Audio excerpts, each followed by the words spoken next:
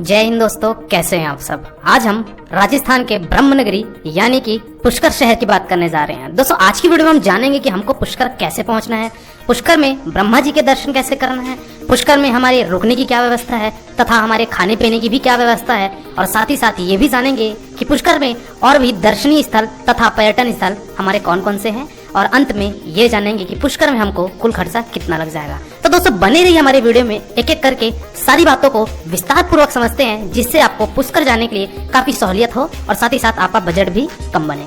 चलिए दोस्तों पहली बात करते हैं कि हम पुष्कर कैसे पहुंचे। दोस्तों पुष्कर पहुंचने के लिए आपके पास पहला ऑप्शन तो है बाई ट्रेन। अगर आपका माध्यम बाई ट्रेन है तो जो नियरेस्ट स्टेशन है वो तो पुष्कर ही है, लेकिन पुष्कर में लॉन्ग डिस्टेंस ट्रेनें नहीं आती हैं, तो मैं ये रिकमेंड करूंगा कि आप पहुंचिए अजमेर स्टेशन। और अजमेर से जो पुष्कर की दूरी है वो केवल 15 किलोमीटर की है, और ये 15 किलोमीटर की दूरी आप बाई ऑटो या फिर आप बाई बस तय कर सकते हैं, जो कि आपका 25 से 30 रुपए लेता है और आपको पुष्कर छोड़ देगा। दोस्तों अजमेर से पुष्कर के लिए कुछ पैसेंजर ट्रेनें भी चलती हैं, लेकिन आप बाई रोड का ऑप्शन चुनिए, क्योंकि अगर आप ट्रेन से आते हैं तो उसमें आपको 25 से 28 किलोमीटर की डिस्टेंस पड़ जाती है, और वही अगर आप बाई रोड आते हैं तो फिर आपको 15 किलोमीटर ही दूरी तय करनी पड़ती है। तो आपको यही सजेशन दूंगा कि आप बाई रोड पुष्कर पहुंचिए। दोस्तों हम पुष्कर पहुंच चुके हैं। पुष्कर पहुंचने के बाद हमारा सबसे बड़ा प्रश्न आता है कि हम अब ठहरे कहाँ, हमारा स्टे कहाँ होना चाहिए। दोस्तों पुष्कर में आपके पास ढेर सारे ऑप्शन है रुकने के लिए। अगर मैं यहाँ पे कॉस्ट की बात करूँ, होटल्स की जो प्राइवेट होटल्स है उनकी कॉस्ट आपको 500 रुपए से स्टार्ट होकर आपको 2000 तक के रूम ढेर सारे देखने मिल जाएंगे। दोस्तों अगर आप फैमिली है तो पुष्कर में आप पुष्कर विला भी बुक कर सकते हैं। इसकी अगर मैं कॉस्ट की बात करूँ दोस्तों तो 3000 से 3500 रुपए आपका पर डे का पड़ जाता है। तो अगर आप चाहें तो पुष्कर विला भी बुक कर सकते हैं, और अगर चाहें तो होटल भी कर सकते हैं। दोस्तों अब ये बात करते हैं कि हमको पुष्कर में रूम कहाँ लेना है। दोस्तों पुष्कर बस स्टैंड से लगभग आपका 1 किलोमीटर की दूरी पे है एक बड़ी बस्ती, और ये बड़ी बस्ती वही जगह है जो कि पूरे ब्रह्मांड में हमारे मुख्य मंदिर ब्रह्मा जी का इसी बड़ी बस्ती में यानी कि पुष्कर में स्थित है। तो आप बड़ी बस्ती के पास अपने रूम ले सकते हैं। बड़ी बस्ती से जो मंदिर की दूरी है दोस्तों वो वॉकिंग डिस्टेंस में है, 5 मिनट में आप मंदिर पहुंच जाएंगे। तो वहाँ पे आपको ढेर सारे प्राइवेट होटल मिल जाएंगे और आप वहाँ अपना स्टे कर सकते हैं।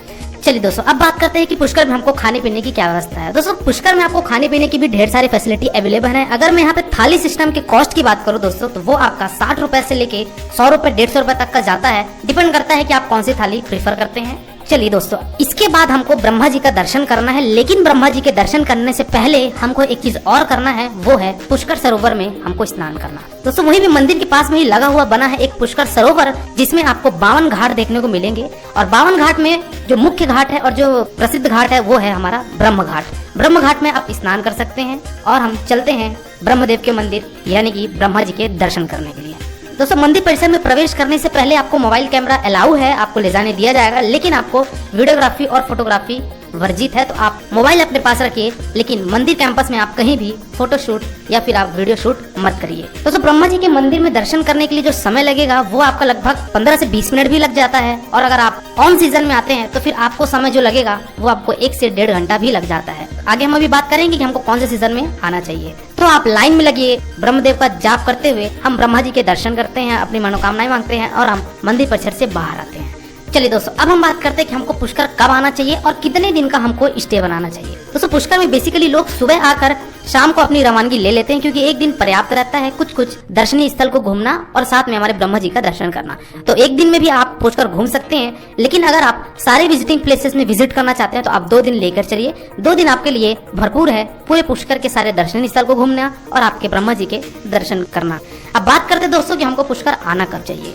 दोस्तों पुष्कर आने के लिए जो बेस्ट समय है वो तो है मानसून से लेके विंटर तक का, यानी कि अगस्त से लेके दिसंबर जनवरी तक का आपका समय बहुत बेस्ट है। वहाँ पे आपको ज्यादा क्राउड देखने को नहीं मिलेगा, लेकिन 2 पर्व ऐसे हैं जिसमें पुष्कर में सबसे ज्यादा भीड़ होती है। वो है एक तो होली के समय पे, क्योंकि वहाँ पे पुष्कर होली काफी प्रसिद्ध है, काफी तगड़ी वहाँ पे होली खेली जाती है। काफी टूरिस्ट उस होली में शामिल होते हैं, जिसमें पुष्कर में काफी ज्यादा भीड़ देखने को मिलती है। और दूसरा सीजन है वो है आपका कार्तिक पूर्णिमा का, यानी कि अक्टूबर से लेके नवंबर वाला टाइम पीरियड।